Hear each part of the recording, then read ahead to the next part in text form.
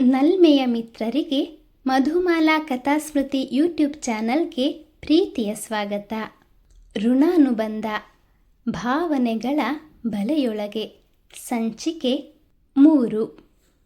ಅಮ್ಮನ ಮನಸ್ಸಿನಲ್ಲಿ ಅಡಗಿರೋ ನೋವನ್ನು ತಿಳಿದುಕೊಳ್ಳೇಬೇಕು ಅಂತ ದೃಢ ನಿರ್ಧಾರ ಮಾಡಿ ನೇರವಾಗಿಯೇ ಅಮ್ಮನನ್ನು ಪ್ರಶ್ನಿಸಿದ್ದ ಉಜ್ವಲಾಳಿಗೆ ಯಾವ ಉತ್ತರವೂ ಸಿಗಲಿಲ್ಲ.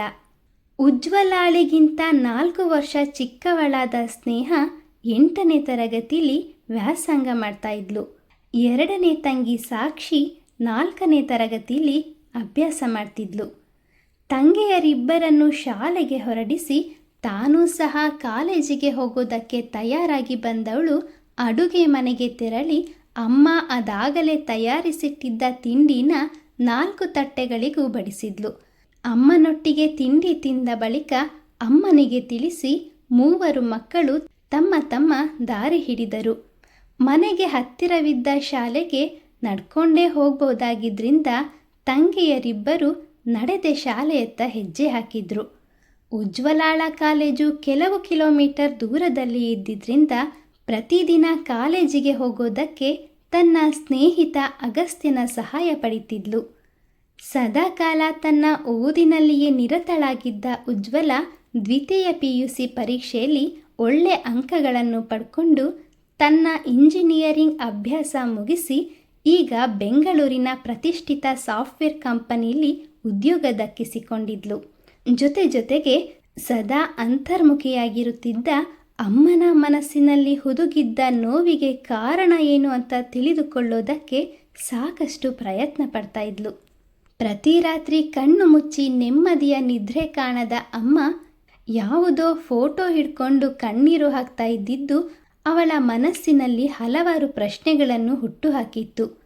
ಎಷ್ಟು ಬಾರಿ ಕೇಳಿದ್ರೂ ಅಮ್ಮನಿಂದ ಯಾವ ಉತ್ತರವೂ ಬಾರದಿದ್ದಾಗ ಮನಸ್ಸಿನಲ್ಲಿ ದೃಢ ನಿರ್ಧಾರ ಮಾಡಿಕೊಂಡು ರಾಮುಹಳ್ಳಿಗೆ ಹೊರಡೋ ಇಂದಿನ ದಿನ ಅಮ್ಮನ ಕೋಣೆಯ ಕಪಾಟಿನಲ್ಲಿ ಭದ್ರವಾಗಿ ಇರಿಸಿದ್ದ ಭಾವಚಿತ್ರವನ್ನು ಅವರಿಗೆ ತಿಳಿಯದಂತೆ ತೆಗೆದುಕೊಂಡಿದ್ಲು.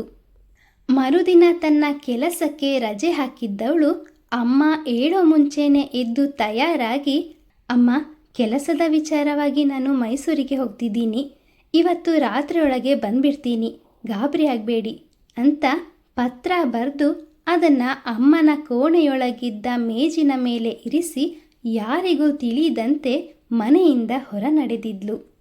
ತನ್ನ ತಾಯಿಯ ಮನಸ್ಸಿನಲ್ಲಿ ಅಂತರ್ಗತವಾಗಿದ್ದ ನೋವಿಗೆ ಕಾರಣ ಏನು ಅಂತ ತಿಳಿದುಕೊಳ್ಳೋದಕ್ಕೆ ಹೊರಟಿದ್ದ ಉಜ್ವಲಾಳಿಗೆ ತಾನು ತಿಳಿಯಲಿರುವ ವಿಷಯದಿಂದ ತನ್ನ ಜೀವನದ ತಿರುವೇ ಬದಲಾಗಬಹುದು ಅನ್ನೋ ಸಣ್ಣ ಕಲ್ಪನೆಯೂ ಇರಲಿಲ್ಲ. ಬೆಂಗಳೂರಿನ ಕೆಂಪೇಗೌಡ ಬಸ್ ನಿಲ್ದಾಣದಲ್ಲಿ ಮೈಸೂರಿನ ಕಡೆಗೆ ಪ್ರಯಾಣ ಬೆಳೆಸೋ ಬಸ್ಸಿಗಾಗಿ ಕಾದು ಕುಳಿತಿದ್ದ ಉಜ್ವಲ ಬ್ಯಾಗಿನಿಂದ ಭಾವಚಿತ್ರ ಹೊರತೆಗೆದು ಅದರ ಮೇಲೆ ಕೈ ಆಡಿಸುತ್ತಾ, ಇದು ಯಾರ ಫೋಟೋ? ಅಮ್ಮ ಯಾಕೆ ದಿನ ಇದನ್ನು ನೋಡಿಕೊಂಡು ಅಳ್ತಾ ಕೂತಿರ್ತಾರೆ? ಇವತ್ತು ಏನಾದರೂ ಮಾಡಿ ಇದ್ರ ಬಗ್ಗೆ ತಿಳ್ಕೊಳ್ಳೇಬೇಕು. ಅಮ್ಮನ ನೋವನ್ನು ಆದಷ್ಟು ಕಡಿಮೆ ಮಾಡೋದಕ್ಕೆ ಪ್ರಯತ್ನಿಸಬೇಕು ಅಂತ ಭಾವಚಿತ್ರನ ಹಿಂದೆ ತಿರುಗಿಸಿ, ಈ ಫೋಟೋದಲ್ಲಿ ಸ್ಟುಡಿಯೋದ ಹೆಸರು ಪ್ರಿಂಟ್ ಆಗಿರೋದ್ರಿಂದ ಈ ಫೋಟೋನ ರಾಮುಹಳ್ಳಿಲೇ ತೆಗೆಸಿರೋದು ಅಂತ ಗೊತ್ತಾಯಿತು. ಅಲ್ಲಿಗೆ ಹೋಗಿ ಇದ್ರ ಬಗ್ಗೆ ವಿಚಾರಿಸಿದರೆ ಏನಾದರೂ ವಿಷಯ ಗೊತ್ತಾಗುತ್ತೆ ಅಂತ ನಿರ್ಧರಿಸಿಕೊಂಡವಳು ಭಾವಚಿತ್ರನ ತನ್ನ ಬ್ಯಾಗಿನಲ್ಲಿಡುತ್ತಾ, ಅಮ್ಮ, ನನ್ನನ್ನು ಕ್ಷಮಿಸ್ಬಿಡಿ, ಇವತ್ತು ನಾನು ಮೊದಲ ಬಾರಿಗೆ ನಿಮ್ಮ ಬಳಿ ಸುಳ್ಳು ಹೇಳಬೇಕಾಯ್ತು. ಆದರೆ ನಾನು ಮಾಡೋದಕ್ಕೆ ಹೊರಟಿರೋ ಕೆಲಸದಿಂದ ನಿಮ್ಮ ನೋವು ಏನು ಅಂತ ಗೊತ್ತಾಗುತ್ತೆ ಅಂದರೆ ಇಂಥ 100 ಸುಳ್ಳುಗಳನ್ನು ಹೇಳೋದಕ್ಕೂ ನಾನು ಹಿಂಜರಿಯೋದಿಲ್ಲ ಅಂತ ಮನಸ್ಸಲ್ಲೇ ಅಂದ್ಕೊಳ್ತಾ ಇರುವಾಗಲೇ ಮೈಸೂರಿನ ಕಡೆ ಪ್ರಯಾಣಿಸೋ ಬಸ್ಸು ಬಂದಿದ್ರಿಂದ ಬಸ್ಸಿನಲ್ಲಿ ಹತ್ತಿ ಕುಳಿತಳು. ಇತ್ತ ಬಸ್ಸಿನಲ್ಲಿ ಕುಳಿತು ರಾಮುಹಳ್ಳಿಗೆ ಪ್ರಯಾಣಿಸುತ್ತಾ ಯಾವುದೋ ಆಲೋಚನೆಯಲ್ಲಿ ಮುಳುಗಿದ್ದ ಉಜ್ವಲ, ಯಾರಮ್ಮ ಅದು? ರಾಮುಹಳ್ಳಿ ಸ್ಟಾಪ್ ಬಂದಾಯ್ತು, ಇಳಿರಿ ಅಂದ ಕಂಡಕ್ಟರ್ ಧ್ವನಿಗೆ ಎಚ್ಚೆತ್ತು ಕನಸಿನ ಲೋಕದಿಂದ ಹೊರಬಂದವಳಂತೆ ಗಾಬರಿಯಿಂದ ಎದ್ದು ನಿಂತು ಬಸ್ಸಿನಿಂದ ಕೆಳಗಿಳಿದ್ಲು. ಬಸ್ಸಿನಿಂದ ಇಳಿಯುತ್ತಲೇ ಸುತ್ತಮುತ್ತ ಕಣ್ಣಾಯಿಸುತ್ತಿದ್ದವಳನ್ನು ಕುರಿತು, ಏನಮ್ಮ, ನಿಮಗೆ ಚೇಂಜ್ ಕೊಡಬೇಕಿತ್ತು ಅಲ್ವಾ? ಅದನ್ನೂ ನಾವೇ ಕೇಳಬೇಕು, ಎಲ್ಲಿ ನಿಮ್ಮ ಟಿಕೆಟ್ ಕೊಡಿ ಅಂದ ಕಂಡಕ್ಟರ್ ಅವಳು ಕೈಯಲ್ಲಿ ಹಿಡಿದು ನುಜ್ಜುಗುಜ್ಜಾಗಿದ್ದ ಟಿಕೆಟ್ ತಗೊಂಡು ಅದರ ಹಿಂಬದಿ ತಿರುಗಿಸಿ ನೋಡಿ, ಹೋ, ನಿಮಗೆ 7 ರೂಪಾಯಿ ಚೇಂಜ್ ಕೊಡಬೇಕಾ? ತನ್ನ ಪ್ಯಾಂಟಿನ ಜೇಬಿನಿಂದ 7 ರೂಗಳ ಚಿಲ್ಲರೆ ತೆಗೆದು ತಗೊಳಮ್ಮ ಚೇಂಜ್ ಅಂತ ಉಜ್ವಲಾಳಿಗೆ ನೀಡುವುದಕ್ಕೆ ಅಂತ ಮುಂದಾಗುವಾಗ ಅವಳು ಅಲ್ಲಿ ಎಲ್ಲಿಯೂ ಕಾಣಿಸ್ಲಿಲ್ಲ.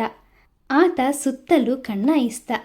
ಉಜ್ವಲ ಯಾವಾಗ ಭಾವಚಿತ್ರದ ಹಿಂಬದಿಯಲ್ಲಿ ರಾಮುಹಳ್ಳಿ ಅನ್ನೋ ಅಕ್ಷರಗಳನ್ನು ನೋಡಿದ್ಲು, ಆ ಸಮಯದಿಂದ ನಿದ್ರೇನೂ ಮಾಡದೆ ಮೊದಲು ರಾಮುಹಳ್ಳಿ ತಲುಪಿ ಅಮ್ಮನಲ್ಲಿ ಅಂತರ್ಗತವಾಗಿರೋ ಸತ್ಯನ ತಿಳ್ಕೊಳ್ಬೇಕು ಅಂತ ನಿರ್ಧರಿಸಿದ್ದವಳು ರಾಮುಹಳ್ಳಿಲಿ ಇಳಿತಾ ಇದ್ದ ಹಾಗೆ ತನಗೆ ಅರಿವಿಲ್ಲದಂತೆಯೇ ಹಳ್ಳಿಯ ಒಳಗೆ ನಡೆಯತೊಡಗಿದ್ಲು.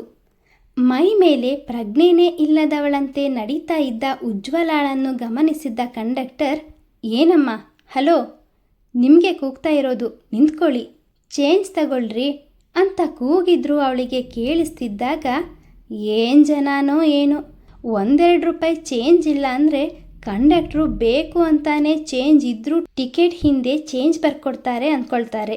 ಇನ್ನೂ ಕೆಲವರು ಚೇಂಜ್ ಕೊಟ್ಟರು ತಗೊಳ್ಳೋ ಅಷ್ಟು ತಾಳ್ಮೆ ಕೂಡ ಇರೋದಿಲ್ಲ. ದುಡ್ಡಿನ ಮದನೋ ಏನೋ, ಇಂಥವರು ದಿನಕ್ಕೆ ಒಬ್ಬರು ಸಿಕ್ಬಿಟ್ರೆ ಅಷ್ಟೇ ಕತೆ.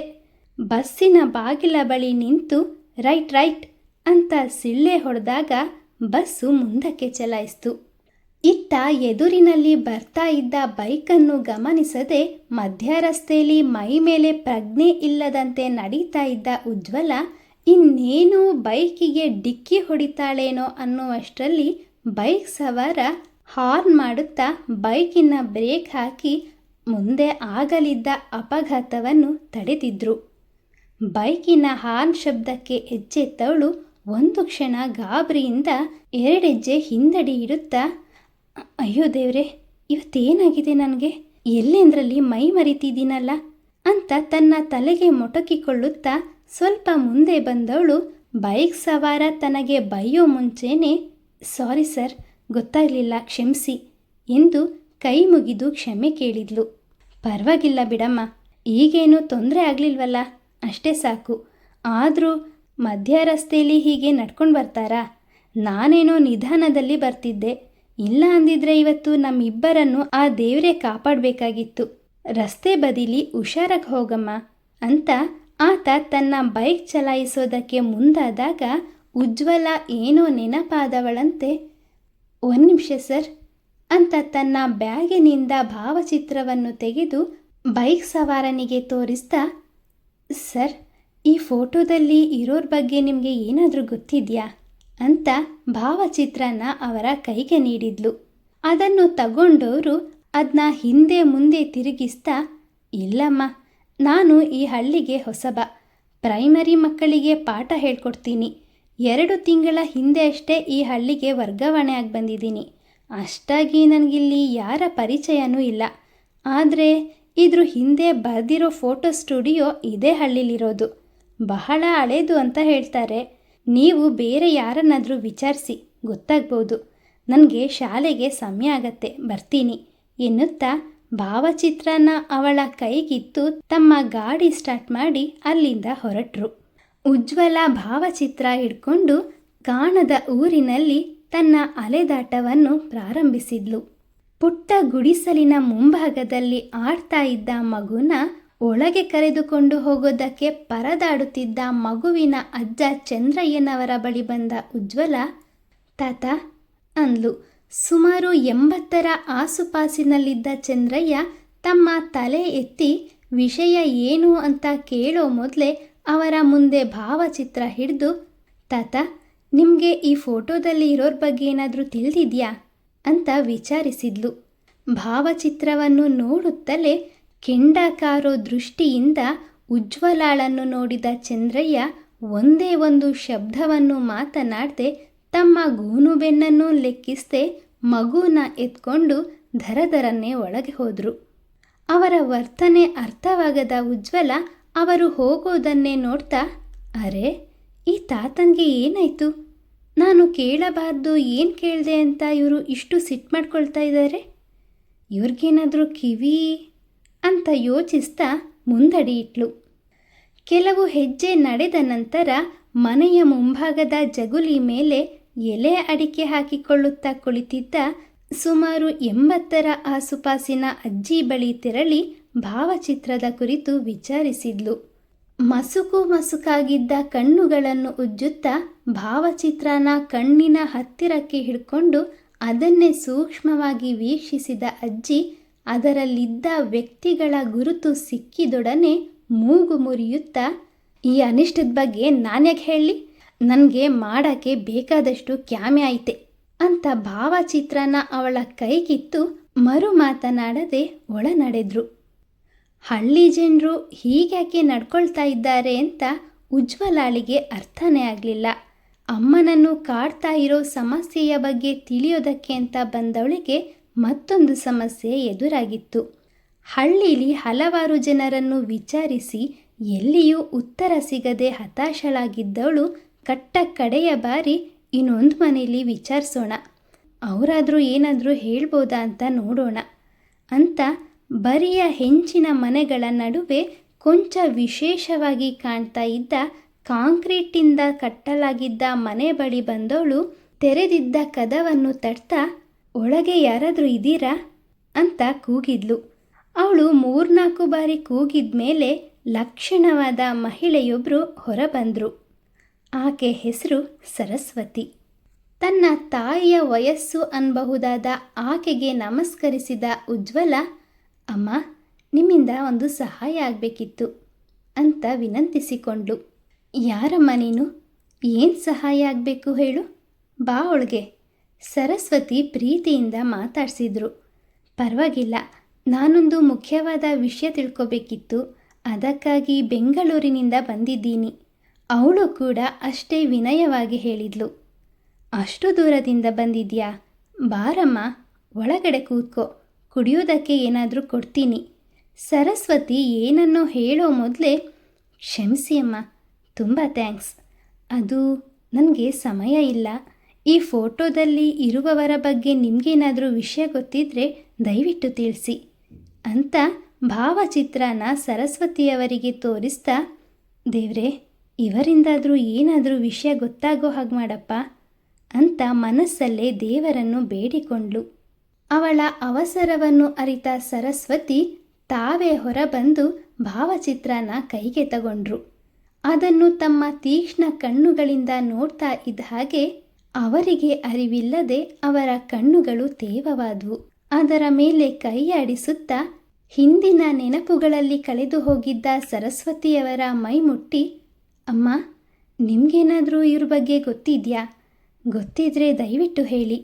ಈ ಹಳ್ಳಿಲಿ ಇವ್ರ ಬಗ್ಗೆ ಯಾರೂ ಏನೂ ಹೇಳ್ತಾ ಇಲ್ಲ. ಒಬ್ಬೊಬ್ಬರು ಒಂದೊಂದು ರೀತಿ ವಿಚಿತ್ರವಾಗಿ ನಡ್ಕೊಳ್ತಾ ಇದ್ದಾರೆ.